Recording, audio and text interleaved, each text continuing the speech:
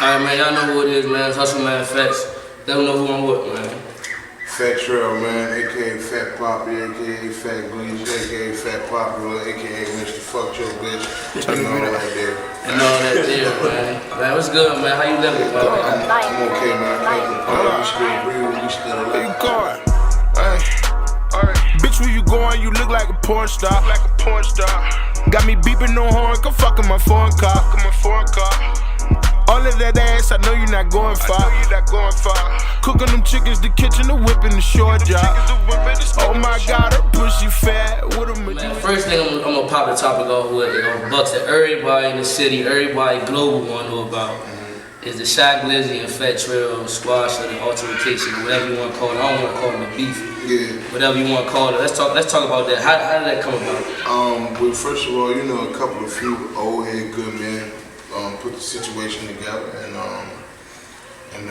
shout out to Booby from Orange Boys. Booby had a lot to do with it. My big homie Debo had a lot to do with it, and you know, we basically just said wasn't a lot of money lost and ain't no blood shed died from evil of our shots, so we just chose to squash it, do something better and something bigger and different for the city. Right. So then y'all squashed it, y'all buried the hatchet. Y'all did it at Basehead Studio? Or? Nah, we had the original meeting at Basehead Studios, and then once we came together and knocked the records out, that was at House Studio. Cool. Shout out to House and shout out to Basehead Studio. We're going into like the whole situation, like when that first came across your plate, like, you know what I'm saying, that nigga did disrespect the tech. That probably was supposed to be the most disrespectful thing a nigga could ever do to a nigga, you know what I'm saying? Yeah. When that shit came across your plate, what's the first thing you thought? We gotta pull up on him. Okay. Period, point blank. We got hard at him. You know, I've been rapping for 7 years. I never did not one diss record in my life. So when he dissed me, it was a pull-up, hop-out situation. Right. There wasn't no talking, there wasn't no replying to the diss song. We went in hard at that. And that was a big move. Yeah. When y'all came up with the tracks, you know what I'm saying, how did that come about with the beats, with the Zaytoven beats and checklist? No, we basically just, I put my laptop beside his laptop. We went through beats that we liked, and I chose the Run the City beat, which was in my email. He chose the checklist Zaytoven beat, which was in his email. Right. We pulled those two up first and just knocked them out. And you dropped those, you put those on the mixtape. Sex, Blood, Money, and Guns too. Make sure y'all go get that, man. It's on Spinrella, what else is on? My mixtape, live mixtape, Dead Piff, at your baby mama house. All that there. So we gonna go back to, you know what I'm saying, we talked about the mixtape just dropped, Mmg'S, you know what I'm saying? The last track on there was What Would You Do? And you said a lot of shit on there that just touched, you know what I'm saying, a lot of bases, which a lot of rumors are around the streets about, you know what I'm saying, Fat Trel and not money handling, you know what I'm saying, correctly. Can you talk more, elaborate more about that song right there? What Would You Do is basically based behind a couple of questions I see a few good people in DC asking. A lot of people say, you know, you got a lot of friends who are rich and famous, why not hang around them? Or why we see you outside every day? And basically what Would You Do was basically asking my fans and people who listen, fans, haters, regardless, like what would you do if you was me? You know, if you wanted the #1 street rapper to ever make it out of DC, what would you do? You know? And if you felt like rap money wasn't enough and you still had to get it out the mud, regardless BET, MTV, signed the Maybach Music Group, a lot of people ask me, why you still outside? Why I see you out here every day? You don't supposed to be here. And my question is, what would you do if, you know what I mean? What would you do if you was in my shoes? You know what I'm saying? Right. And that's how that record came about. I basically was like, yeah, like what would you do? Like, the police definitely know who I am, you know. I was drunk, but I wasn't belligerent drunk, you know what I mean? I think they know that I like to drink when I drive. And now for real, I feel like they really pressing me out for no reason. And you know, I'm just asking like, what would you do? Like, if you had a big ass target on your back and people fuck with you for no reason, as far as police and shit, like what would you do? Am I supposed to not go out to the club? That night we went to go see TCB or back. We went to go see one of them, you know, and those same police officers was the same officers in the club watching us drink, watching us turn up. We ain't fight, we ain't do none of that. Yet they still follow me from the club and pull me over, hoping to find a gun. But since I was drunk, they locked me up for that. Yeah. you know, they be trying to catch you up on all Yeah, types of on all bullshit. types of shit, but I ain't never do nothing to them. So my question is like, why me? But it is what it is. I mean, you know what I'm saying, police these days, they want, you know what I'm saying, set an example for people, especially people with different caliber like you. Yeah. You know what I'm saying, Boosie was just talking about, I just watched an interview with Boosie with Vlad TV not too long ago, and he was talking about how down at Baton Rouge, he was getting pulled over all the time. And he was saying like one time they pulled him over, you know what I'm saying, cut his seats up and such. Yeah. You ever ran into any in a situation like that? Yeah, I've got my money confiscated from police for no reason.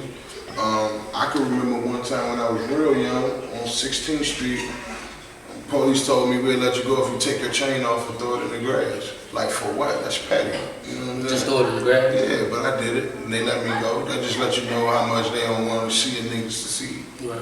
Yeah. And just speaking on the injustice system, man, how you feel about, you know what I'm saying, how America is right now as far as, you know what I'm saying, the Black Lives Matter, All Lives Matter situation?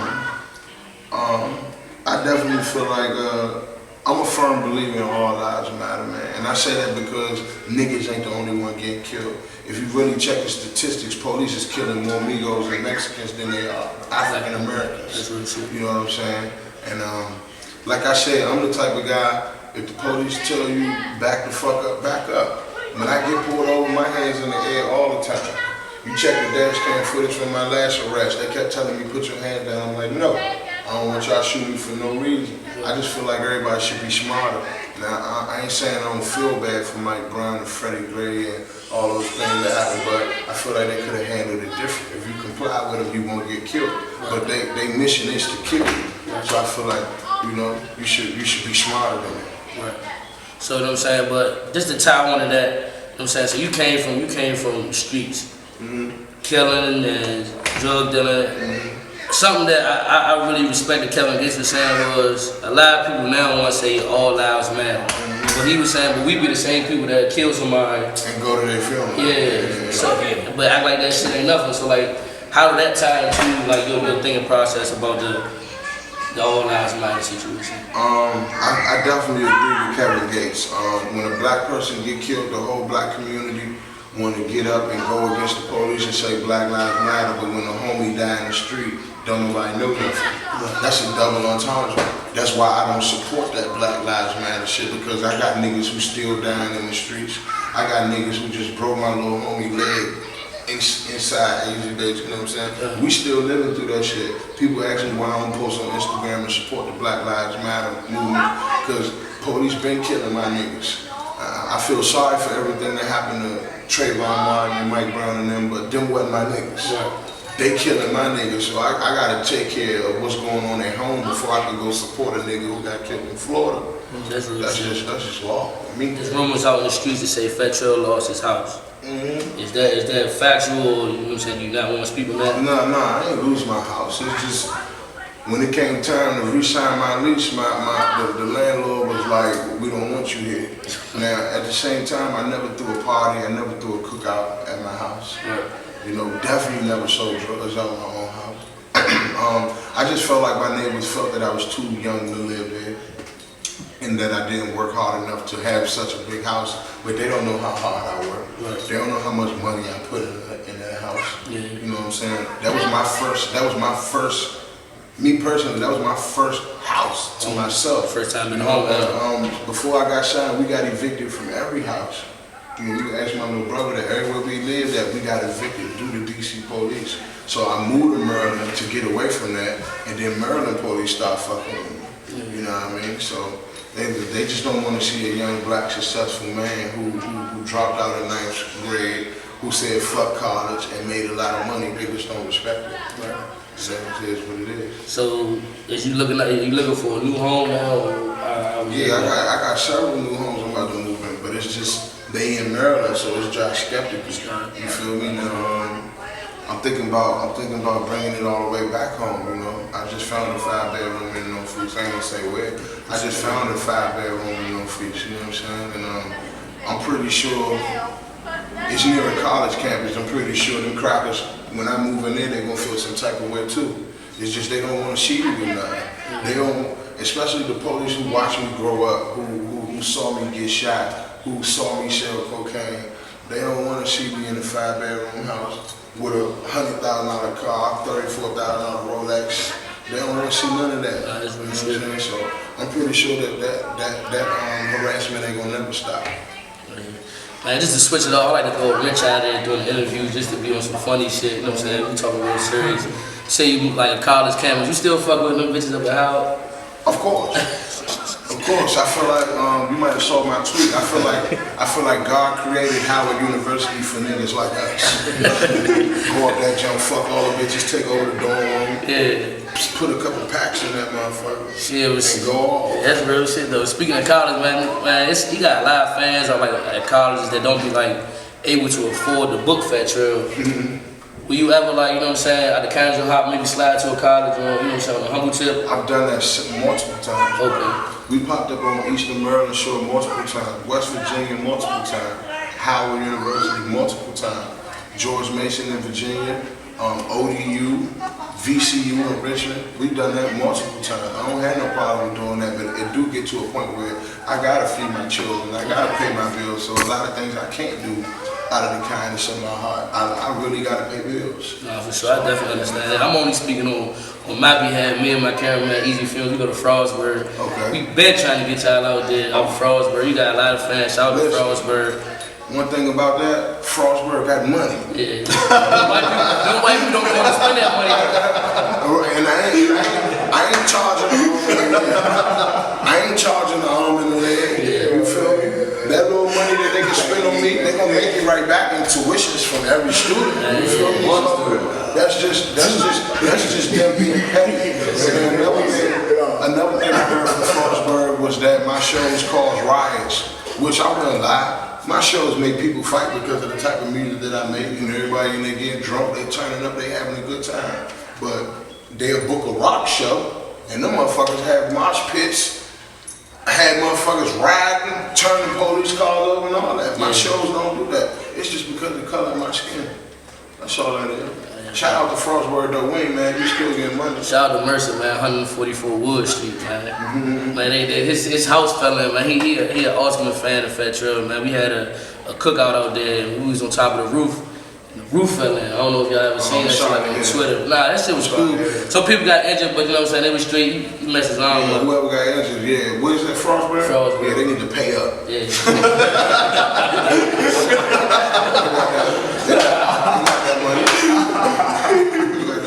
I read a long time ago that you said that, you know what I'm saying, when you signed with Mmg'S, the reason that you didn't do a song with like all of your label mates is because you didn't really build a bond or a friendship with them. You said you did like... Yeah, that's true. Yeah, that's true. I didn't build a real good bond with all of the label mates.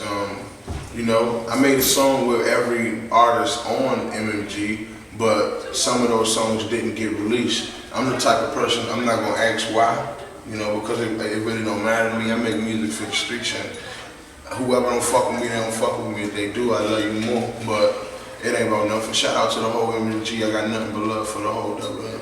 Alright, so y'all just had the with the 4th of July jump down to Ross crib? Yeah, Mmg'S weekend. Mmg'S weekend. How was that? Talk to me. It was wonderful, man. Sex everywhere. You know, he got the Holyfield Estates. I believe it's like 100 acres, 109 rooms. 109 rooms? Yeah, bowling alley, movie theater, boxing ring. He got the stable for the horses, kennels for his dogs. It's like one of the biggest properties ever. And that was cool. Shout out to Ross. I know that shit was lit. It was lit. I had a lot of sex that night. I ain't even go there because I know you probably didn't use a condom or nothing, Chad. Oh. That's Atlanta. Okay, alright. Alright, designers are designers, we got Ross in Atlanta, right? I fuck with designer, but I don't really do them in Atlanta, you know what I mean? If I fuck a bitch in Atlanta, she just came from Cincinnati. Okay. Or Dallas or something. No offense to the Atlanta bitches though, but they rates too high, man. I know the streets waiting for Trel and Meek, Trel and Marion. How was that? Yeah, I chopped it up with every artist down WM, you know. And, me and Omarion got a song coming out, a huge record. I feel like it'll be huge, and you know, it's called One Night. And Meek hollered at me, but you know, he was with Nicki and You know, when Nikki in public, she don't like to deal with too much standing around. So when I hollered at Mick, we just dapped each other up. We spoke for about like a minute or two, and then he went to his section. But yeah, it's gonna be a lot of shit coming soon, man. You know, we still doubling forever. So shout out to all MMG. Tell me your first feeling. You knew you was gonna shine with MMG, like Fat Trel from the Pinnacles. Shine on the dotted line with MMG. Tell me, like, what was going through your mind? Well, first of all, you know, Ross been my favorite rapper since every damn hustler. So it's always been a dream to sign to him. And before I did, I was on tour with Wale. I think he was in Denver, Colorado. And that's when Wale was like, yo, I got somebody who want to talk to you. He didn't tell me who it was. So I grabbed the phone. It was Ross. And, you know, he was like, what it do? We had a little 30-minute conversation, and he was like, yo, I met your mama, man, and you know, Wale, your brother, I just feel like you're working hard enough. I want you to be a part of what we got going on. So it was a beautiful feeling. I cried when I first heard I was going to be signed to WMG, and it was great, man. I wouldn't trade that feeling for the world, man. Shout out to Ross and shout out to Wale, because Wale made the whole deal happen. So Wale, he named you, he named Shy GLIZZY. He named a few other artists. How do you feel about that? You know what I'm saying? First, Wale saying he put all those artists on, and about artists saying that other artists don't give him a shot, you know what I'm saying, and making it in the industry. Well, in my personal opinion, I feel like Wale been rapping for a long time, you know what I'm saying? And I feel like the love that he showed me and the Slutty Boys was huge, you know? Black Cobain, that was huge. Phil Ale, that was huge, you know what I'm saying? He did a record with Shy and bringing Shy to the club when he first started coming up, taking him to the club. I feel like he did a lot. So at what point do you give Wale a break and let Wale be Wale? Right. At what point do you say, you know what, I'm gonna get it off the mud, I'm gonna grind it up to the top, because none of my people ever contacted Wale. I did open mics at Pure on U Street when there was 10 people in there till we packed it enough where they had to open both floors without Wale. So I did it without Wale, you know what I'm saying? I made 800,000 views on YouTube off my first video I ever shot alone, you know? Yeah. And I don't know nobody from the DMV who did that. So at what point do you give Wale a break, you know? At what point do you get it out the mud yourself? You know what I'm saying? I ain't down talking nobody from the DMV who feel that way, but at what point do you put your own work in? Who ever been proud of handouts? Well, they reached out to me, because I worked so hard and I made good music. You know, you can't just look for the big man who running the city to put his hands on everybody's shoulder, because guess what? If he help you out, then that rapper over there gonna want to be helped out. Then that rapper over there gonna be wanting helped out. That's not his obligation. Then you got some niggas who he helped and he thought he was gonna bring them on board, and they got their little shine and branched off. So once you see somebody do that to you, it's like, why should I help another nigga? So he can get big and run off. You feel me? You can't blame him. Speaking of like DMV artists, is anybody in DMV that you like right now coming up like that? I see myself in him, or I see the potential in him coming up, or her. Me and my gang, man. You know, I love the Slutty Boys music. I love Young Mo music. Free Phones, that's my nigga. I love his music. I love Chris Bo music. I'm a huge Chris Bo fan. Will the Rapper is a cool dude. He make good music. 3-0 Black make good music, you know. So I pay a lot of attention to the DMV, man, but you know I got a big team too. We need some really big rings. Yeah. You know what I'm saying? I ain't mad at you. You just came out with Lil Uzi not too long ago. Well, I forgot what concert hall he did. Fillmore. Explain to me how did you link up with Uzi, man? Cause Uzi came to Frostburg. They paid to get Uzi up there. Yeah. So explain to me how y'all linked up. Well, you know my little brother Uchi, he part of the Slutty Boys for 49 for Pause. Uchi been to Uzi Vert on a personal level before I even heard of Uzi Vert. They always talked and linked, and Uzi and Uchi actually got a record together. I don't know if you know. Something. Yeah. You know, Lego guy. Yeah, he's a Lego guy. But nah, that just came out of showing love, man. Like I said, and Wale was the one who introduced me to him one day at a show in New York. I believe, like, yo, popping, he coming up out of Philly, blah, blah, I'm like, oh, okay, cool. Then after that, after he did the song with Uchi, we just linked and we just text and talk and chill, you know. I fucked a lot of the same bitches he fucked. Okay. Yeah, and so he was like, yo, come out for the show. I was like, cool, let's get it. He brought me out. I appreciate that love too. Shout out to Uzi. Yeah, that was dope, definitely. I wanted the concert. I seen him snap. Yeah. I said, damn, they brought Fat Trel. I said, that shit was like that. Yeah, he they came out went the there. fuck off when I came out there too. Man, they went off. Yeah. Speaking of fans, man, like how did you take on like fan love? Like people tag slutty boys or slutty girls on their ass and shit man, like that. I love it, man. I mean, I love it, man. If you take a look around you and see where we from, and you look around where we at right now, man, it's a beautiful feeling. You understand what I'm saying? Like, to see that, I seen a girl with SB tatted on her lip, white girl. You know what I'm saying? When you see love like that, you just right. This got SB tatted with my little brother's name over top of it, but I'm not. When you see shit like that, man, the first person I saw with a slutty boy tattoo, I was in Toledo, Ohio. That's on YouTube. You can look that up right now. I was in Toledo, Ohio. That's when I went on tour with Juicy J. I didn't even know we had Ohio fans. And he had a big ass SB tat on his leg. That was big for me. I appreciated that. That was love. Now the Fat Trel is like on the level he is now, still climbing, trying to get to the top. If you had to like sit down and write a letter to yourself back when Fat Trel was just, you know what I'm saying, a DC artist, what would you say? What would you say? Like, what would be your advice to yourself? You know what I'm saying? What would you like tell you? What road would you tell yourself to go down? Would you tell yourself to change your route? Or if I could write a letter right now to my old self, I would tell you, I would tell him good job. I would tell him that was a good decision of leaving the streets and going to the studio. I mean, anybody around my way could tell you when I first started rapping, my manager and my producer used to come around here looking for me, and I would run from them, like hide from them, just because I didn't want to go to the studio. Just because I love the streets more, I love the fast money more, all the DC rollers. I love it more than trying to be a big name.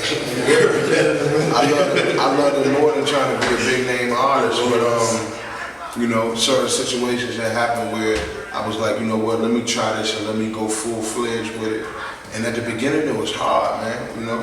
You hand the person your CD and then as soon as you walk off, you throw it on the ground. That was hard to take, you know, because we put a lot of, we put a lot of blood, sweat, and tears into that shit. And to see so much unappreciative people throw my CD down in my face, it hurt. I could have quit right then and there. You know what I'm saying? But I didn't. I kept it pushing. So that letter will tell my old self, man, thank you. You changed my life in a lot of ways. Just talk about your old self. I know you said you didn't graduate from high school. Nah. It's like, do you ever had a thought in your mind, like, you know what I'm saying, that's maybe a personal accomplishment for yourself to go back and get your GED or? Not at all. Not at all. You straight? I'm straight. This rap money is good money. And nah, no funny shit, but I honestly felt, I'm a firm believer in that school ain't for everybody. You know, I'm a firm believer in that, number one. Number two, it's several ways to make money. Number three, I see people paying $60,000 per year to go to college when you can learn everything straight from your laptop. I just personally feel like paying for an education is a government finesse. You know, they're gonna teach you all that shit about what you major in, right? Then when you get out of school, not only can you get a job with this degree, but you gotta pay them all that money back. Yeah. So you in debt. That's ridiculous. My mother got 3 degrees, a bachelor's, associates, and one more, I can't remember. But she paying them people back. She paying them people back forever, you feel me? And I just didn't feel like I wanted to take that route. You know, that shit stressed her a lot to know that she gonna have to pay them people back for like the next 10, 15 years. That's stressful. Yeah. And then the degrees that she got, the job she doing now, ain't got shit to do with the degrees that she got. So it was all finesse. Right. Yeah. Just, you know what I'm saying, you talked about Uzi and Uchi, you know what I'm saying, they linked up. I know back in the days when it was young Fat Trel, you used to love Chicago, man. Like Chicago was just... I still do love Chicago. Oh, all right, my bad. Huh? But, so, you know, so you used to be out Chicago probably all the time. You and Chief used to be together all the time. Is that relationship still there, you know what I'm saying? Yeah, of course, man. That's my brother, man. I got 300 GBE tatted on them. That's my brother. They got a Slutty Boy tattoo. That's my brother. Why you think I can go to Chicago and walk through the South Side with no shirt on? That's love. Niggas can't do that. Niggas don't even let their plane land in Chicago. You understand what I'm saying? Like, niggas scared to walk the South Side. I do that, you know? I do that. I go spend the night over my little thigh house. They like, Trel, you too famous for that shit. As long as I got this 30, you kill me while I got this in my hand, I'll pose to die. But I'm gonna go get that pussy. We come from Northeast, we always dreamed of fucking Miami bitches, Texas bitches, Chicago bitches, North Carolina bitches. We always dreamed of that, so that was a dream come true. Shout out to Chirac.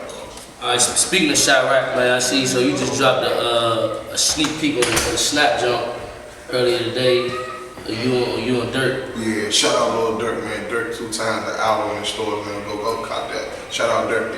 So how, like, what's the vibe on this song? How y'all tie that? You know, we own a whole lot of that gang shit, man. So the name of the single is called Rain, and you know, Dirk just blessed the vet. I mean, I said the vet. He blessed the verse. I mean, the hook for the kid, and I hit him up like, yo, you want me to do one verse? Which one, the first one or the second one? He was like, nah, folk, that's your song. I was like, wow, that was a blessing. So I appreciate Dirk for that. I'm gonna be dropping this song. It's called Rain. Listen, man. Any shout outs, anything you want to give before we get out here? Anything else you want to say off your chest?